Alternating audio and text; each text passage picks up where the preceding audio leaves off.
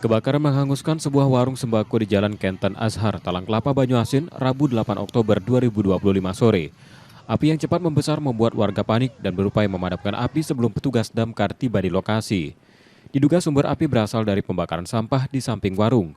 Hembusan angin membuat si jago merah cepat merambat dan meludeskan bangunan beserta isinya, termasuk 1 unit sepeda motor, puluhan karung beras, dan peralatan warung. Petugas pemadam kebakaran yang datang ke lokasi berhasil menjinakkan api setelah berjuang beberapa saat. Tidak ada korban jiwa dalam peristiwa ini.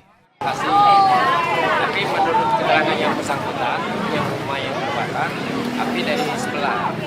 Karena itu menghanguskan sebagian warung yang ada di tempat. Sampai saat ini korban tidak ada, tapi material dan juga kerugian mungkin jutaan lah.